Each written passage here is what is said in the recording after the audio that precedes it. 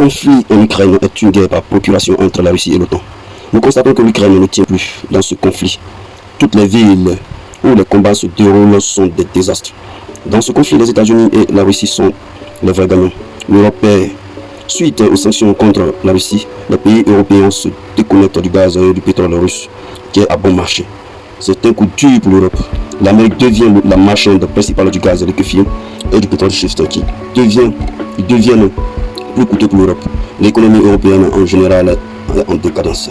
La Russie, dans le but de sécuriser le territoire russe et le Donbass, grignote de jour en jour des territoires ukrainiens, tant la destruction massive des villes de bataille. Soledar, Bakhmut et autres sont des théâtres de combat acharnés ces derniers temps. Le conflit ukrainien est l'un des conflits les plus violents de l'histoire de l'humanité.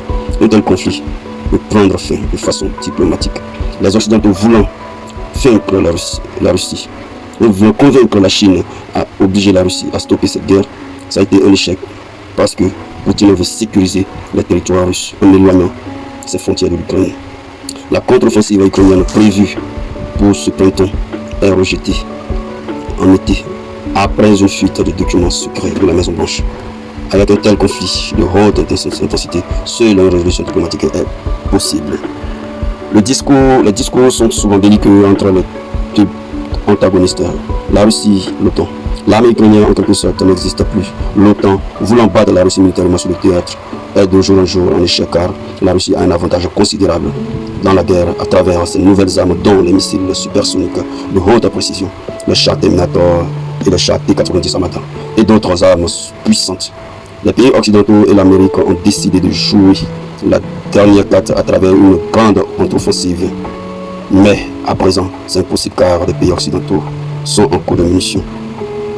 Pas seulement à cause de cette fuite de documents. Pour l'instant, la Russie gagne du terrain. Force est de constater que nous sommes dans un monde multipolaire. Les sanctions économiques contre la Russie nourrissent la création d'une autre monnaie d'échange, dont le BRICS. Le monde multipolaire est en marche. La Chine occupe le premier rang mondial en économie. Elle perd le gaz et le pétrole russe à bon marché. La Chine va récupérer Taïwan en effet. L'Europe est épuisée par la Russie. L'Amérique seule